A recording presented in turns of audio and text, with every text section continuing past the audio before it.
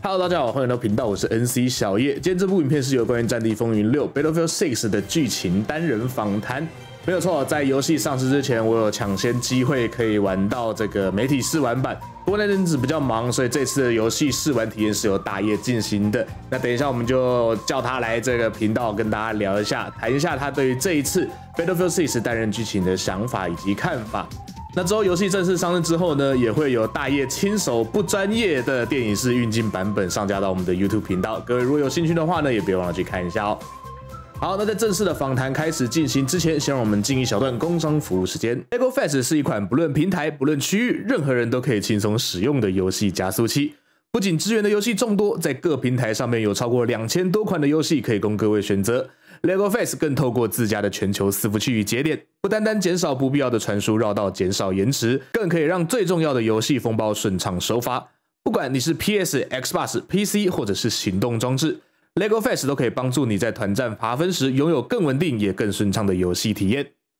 那除了上面提到的基本功能， LEGO Fast 加速器也分别为了不同的游戏建置了许多不同的小工具。以即将上市的 Battlefield 6 BF6 来说， LEGO Fast 不只内建了安全启动 TPM 2.0 的检测与快速启用辅助，还有之前游戏测试时许多玩家因为电脑的设定不全而可能遭遇到的 Interception 反作弊等错误问题的快速修复工具。而对于想要在特定区域游玩的玩家，地理过滤器工具更可以让你轻松将自己的配对区域限定在期望的地区，让你不管是想跟美国、英国甚至是住在南极的朋友都可以轻松无负担的配对游玩。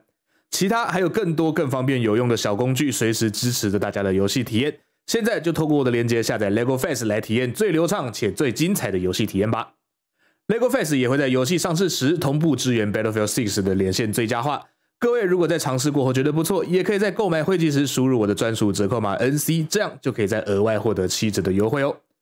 好了，那么接下来就让我们回到正片时间。好，那么事不宜迟呢，就马上请到这一次访谈的主角大叶来跟大家说说他的想法吧，来跟大家打下招呼吧。Hello， 大家好，我是大叶啊。这边我还要再讲一次啊，那个剧情影片我录得很累啊，请大家多多捧场啊。好，那么为了避免大叶接下来用这很尴尬的口吻继续讲话，我们马上就进到我们的问答环节。首先是第一个大问题啊，相信也是很多玩家有疑问的。这一次《战地风云6》的单人战役似乎与之前《战地5》的时候不同，是以线性关卡为主，而非是章节型的小故事。那想请问一下大叶哦，你觉得哪种方式更符合你对于一个单人战役模式的期待呢？其实就这个问题来说，说真的啦，我们是没有特别的偏好。对我来说，《战地风云6》的单人剧情，就算是线性关卡，或者是小型章节故事，对我来说，这些都不是最重要的。最重要的还是战役带给我的感受，还有故事的结构紧不紧凑。在《战地风云6》的单人剧情里面，玩家将会体验到小队里各个不同的成员，我们不会一直操纵着主角一个人。我想这个用意是希望借由同一个小队的不同成员，让玩家可以无缝接轨的去体验各小队成员不同的技能，以及《战地风云》系列的招牌兵种系统。由于整体的故事还是围绕着主角这一个小队进行，所以即使角色的不停的切换，在整体故事上面来说，也没有太多的割裂感或是撕裂感。对我来说，整体的体验下来，比起之前《战地风云5》出色的坦克关卡之后，后面接续的许多零碎的小故事那种断裂感来说，这次《战地风云6》的整体体验，无论是在故事还是在角色塑造上，都比以往有了不少的进步，而这是我个人比较喜欢的一个点。哦，原来如此，我相信这也是绝大多数玩家最在意的一个点，就不论剧情的呈现方式如何，整体的结构还有主体是不是严谨，是不是紧凑，才是最重要的一个点。那讲到内容跟主体，就想再请问一下大叶，这一次《战地风云6》的剧情主线大概有多长，时数大概在哪里？长度上面呢，是否符合你对于一款3A 单人游戏的期待呢？这部分怎么说呢？之后会上的剧情电影 walkthrough 总体时长大约是5个小时左右。不过这个是我为了拍这部影片慢慢走慢慢打才会有这么长的时间。如果你选择用最简单的模式，直接拿起你的枪，直接往前冲暴打所有人的话，个人感觉应该差不多4个小时就可以打完了，不算多啦，我甚至感觉有一点点少。不过说真的，大作射击游戏在单人剧情方面，其实一直以来都没有到非常多的内容，时数通常也没有到非常的长，所以我觉得《战地风云6》目前的游戏时数不到非常完美，但是还是尚可啦，可以接受的内容量。哦，原来如此。不过大叶讲的也是有理啊，看看那个业界标杆的 NW3 2023呢，整体的剧情长度只有3个半小时而已，所以《战地风云6》目前在单人模式的体量上面还算是有一定的水准在的。那接下来哦，这个非常重要的问题啊，相信也是很多观众朋友想要知道的，想请问一下大叶啊，在不剧透爆雷的情况下，注意这点非常重要哦，在不剧透爆雷的情况下，想请你分别简单说说这一次《战地风云6》单人战役里面令你比较惊艳的点，以及令你比较失望的点。好，那我就先说，我觉得令我比较震撼跟惊艳的地方好了。第一关上来就是跟你讲说开战了，然后就是开始各种大场面的轰炸。《战地风云6》在气氛的营造上面还是有它的实力在的。然后再来就是，虽然说这应该算是战地系列本来就有，你手上武器的战斗痕迹，你受伤时喷的血，还有你在地板上翻滚所扬起的尘土，都会及时的反映在你的枪上面。这无疑大大的增加你在游玩战役时的沉浸感，就是那把枪不再只是个游戏里的物件或是模型，而是真实的有一路走来的氛围在。然后再来就是它游戏里面的系统，游戏系统里面有个叫做小队指令的功能，虽然这个功能好像在以前战地4也有出现过，不过这次的小队指令是你可以叫大家一起攻击，或是指定某一位队友去做特定的动作，像是进行爆破，或是侦查任务，或是对你进行补给。这个系统在剧情战役中无疑是大大增加了小队作战的感觉，让你不再只是剧情里面的超人那样般单打独斗，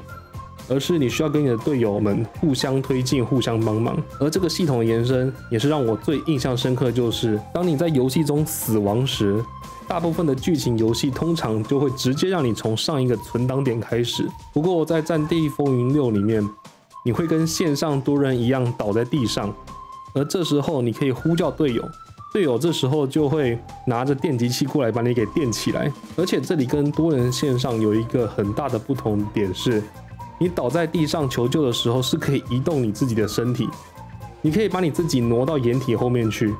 而且这个功能其实还蛮重要的，因为当你呼叫 NPC 队友来救你的时候，他们会直接冲过来想要把你救起。所以说如果你在那种战乱区倒地的话，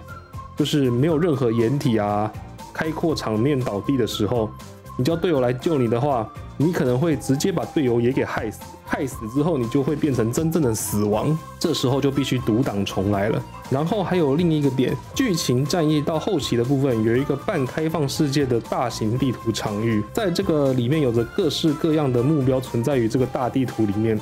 跟以往单纯线性的关卡比较不同，变得比较像是沙盒类型的地图模式。在这个模式里面，制作组充分展现出《战地风云》系列的大场面、大场景、大地图上面让其他竞争对手望尘莫及的表现张力。但由于整体关卡的进程设计还是比较偏向把地图完全清干净之后就进到一个既定的内容结局，所以整体上来说，虽然是一个让我惊艳的点，但仍然有一些美中不足的部分。至于我觉得比较失望的点呢，在整体战役剧情的过程中，穿模发生的次数其实有一点点多，有些应该是 bug 啦，但是就是时不时会发生，所以让我在剧情战役过程的体验不是那么好。要知道我用的电脑是 9800X3D 配上5080，理论上应该算是顶配电脑了，但这种 bug 就还是会发生，就让我觉得有点糟糕。而且除了穿模的情况，人物建模的细致程度跟精致程度上面，我也觉得跟现在的一些主流射击游戏比起来是比较低一等的。就是你会觉得那个人物的神韵啊、造型啊，还有一些表情动作跟肢体语言比较没有那么真实，或是没那么生动。除了建模之外，角色塑造除了主角的琢磨比较深之外，其他人的琢磨我就觉得比较偏少，没有那么多。虽然中间你会发现，其实中间有一些片段跟几个桥段是尝试在塑造除了主角之外配角群的人物性格，还有一些它的背景故事，但其实写的也不是很多，就是有稍微提到一点点。包括敌人也是，敌人就是说他是个大坏人，大概就是这样就没了。而至于关卡的部分，类似前行的关卡其实有，但我总体玩下来，其实没有多少次可以刺杀的机会。整个主角群们就是躲着眼线从 A 点跑到 B 点，然后再从 B 点跑到 C 点，然后把任务做完之后就结束了，少了一些乐趣、互动跟交互性。讲简单一点，就是没有前行暗杀的过程，只有前行。前行到最后基本也是看到人之后就开战，把人全部扁完就结束了。然后最后还有一个比较可惜的点，就是载具的关卡没有到很多，像以前 BF3、BF4 的时候会有一些直升机啊、战斗机开载具之类的关卡，这代不是说没有，但是如果你是期待这种关卡来体验战地6的话，那你可能会比较失望一点。当年 BF3、BF4 那些放到现在依旧能震撼人心的载具剧情，并没有出现在这次的单人战役当中。以上这几点就是我个人觉得《战地风云6》单人战役剧情里面比较好的点，以及一些比较不好的地方。